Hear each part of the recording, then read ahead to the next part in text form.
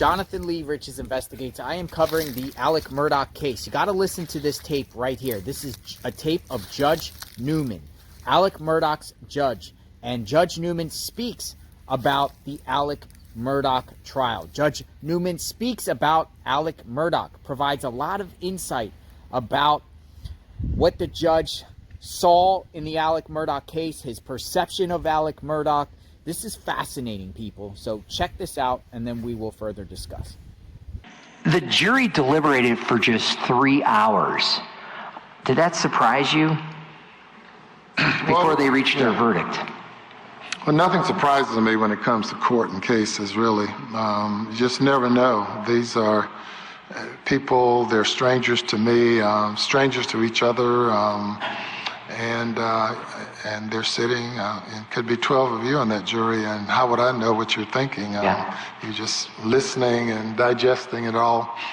But my experience is when jurors have sat and listened to something for 6 weeks, over 800 exhibits presented, when they go back to deliberate, they don't want to look at those 800 exhibits. They don't want to spend their time combing through everything that they have laboriously sat there and listened to for that period of time, and it took them 3 hours, and that's about normal as far as I'm concerned. Well, here I have to ask. I watched the sentencing, and this was a person who practiced law in front of you. Did that make it any more difficult for you as the judge sentencing him after you knew him and he practiced in front of you? Well, being from a small rural community and being from a relatively small state, I've had to handle cases where I knew the person who was accused or knew the victims, and judges have to make an individual determination as to whether they can be fair and impartial. But my test is not whether I know the person or knew of the person. It has to be whether my knowledge of them would affect my ability to be fair and impartial. And we weren't personal friends, but since he was from a popular firm and popular lawyer, all judges, every judge in the state either knew him or knew of him. And when it came to sentencing, the fact that I knew him, of course, when you go through a trial, a murder trial or long trial, you always know the defendant by the time you get to the end. That's someone who has been there with you for a long period of time. So whether you knew them beforehand or not, by the time you get to that point, you sort of know that person. But it did not affect me as far as rendering the sentence that I did. Well, let's talk about that sentence. I mean, that was there's usually 30 days before you have a sentencing hearing, and we order a pre-sentence investigation. Tell us what happened at that sentencing, and how did that all come about? Because the verdict was this day, and the next day was the sentencing. So tell us how that happened. The verdict was Thursday night around 7 p.m., and we were all pretty exhausted by that time. So I'm anticipating that the lawyers would want some time to prepare for sentencing, and I was prepared to wait for whatever period of time it would have taken for a pre-sentence investigation and report to be provided to me. So when I asked the lawyers, how long would it take? When will you all be ready? And they said 9:30 tomorrow morning. So we have no mandatory requirement of getting a pre-sentence investigation. Of course, I didn't think I really needed one, but I was giving them that opportunity to present whatever mitigation evidence they wanted. And they said they'd be ready the next morning. Of course, they all were working out of town from their home location and had been away from home for 6 weeks, and I think they all were ready to kind of get the case over with. So So they said they'd be ready 9:30 the next morning, and 9:30 the next morning, I'm then prepared to hear what the lawyers have to tell me, and whatever person they have to say something, including family members, friends, whatever. And they told me nothing. They had nothing to say, nothing to present. So I'm left at a situation, okay, well, what do you have to say? Asking the defendant. But did you have notes or anything prepared for this at this time? No. Nothing. No. All right. So the prosecution presents nothing. The defense offers nothing. So what do you do? Well, I'll take it all the way back to law school. I could go through a semester and end up with a page and a half of notes. I've never been a great note taker. I've just been engaged in everything at the moment and trying to perform without having to do something scripted, like your questions are scripted, right? All scripted. So good. I only have 30 minutes here. Come on. I have my notes. I try not to be scripted. So no, I'm just focused in the moment and trying to absorb everything that's involved in this case and this process, and trying to make the proper determination at a given point in time. So here we are, and he's standing before me to be sentenced for having been convicted of a double murder. And basically he told me he had nothing to say either, other than it wasn't me.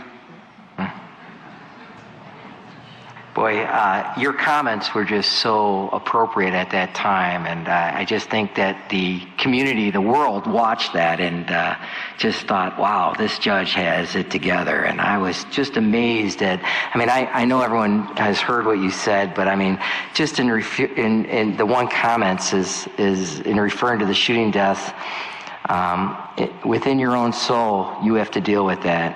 And I know that you have to see Paul and Maggie during that nighttime when you're attempting to go to sleep, and I'm sure they'll come and visit you. And then he responds all day and every night. And then you say, and they will continue to do so. And reflect on that last time they looked in your eyes. And I was just like, wow. And then you just went right to the side. It was just amazing. And just the way you handled it was just, unbelievable. And good. Yeah. Well, a person who kills another person, I'm told that the person who is killed will come back, and they'll never be able to get over the moment in time that they took that person's life. Now, whether that's a spiritual belief or just my view of the world, is also the subject of a barbershop conversation one day when a customer was arguing to the barber, saying that if you kill a man, he will haunt you. He'll come back, and you'll never be able to get that person out of your mind. So we don't have any convicted murderers here, do we? I don't think so. So we don't have the actual experience of knowing whether that's true or not, but I posed that question to him, and in my mind, no doubt he loved his family. I don't believe that he hated his wife, and certainly I did not believe that he did not love his son. But he committed an unforgivable, unimaginable crime, and there's no way that he'll be able to sleep peacefully, given those facts.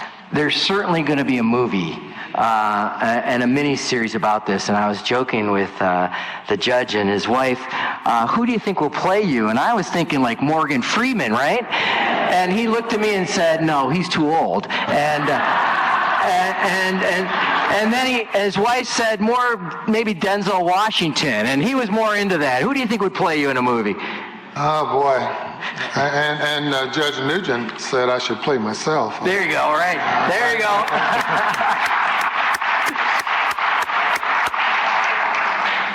I don't know. This story is continuing to be written. I would never would have thought that I would be involved in a case that would have garnered so much notoriety that it would be something that would be talked about nationwide. I've received letters from all over the world about this case. It's really been truly amazing. So I don't know what the future holds as far as movies or anything else. I do know that we have mandatory retirement in South Carolina at the age of 72, and I turned 72 in November, so I'll be looking for something else to do.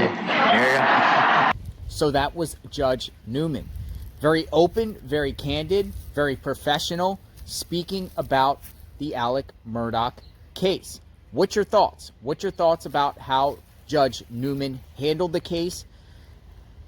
Are you in agreement with what Judge Newman just said? Yes? No? I want to know your opinions and thoughts. Judge Newman presided over Alec Murdaugh, sentenced Alec Murdaugh to life in prison without the possibility of parole for Alec Murdaugh murdering his wife Maggie and his son Paul. Judge Newman. We'll talk soon. Check out my Alec Murdaugh playlist, Alec Murdaugh phone call, jailhouse phone call playlist. Got a lot of videos up on Alec Murdaugh. I am covering the Mallory Beach case, the Stephen Smith case, and the Gloria Satterfield case. We'll talk soon. Everyone be safe. Check out my videos. Be posting more later. God bless.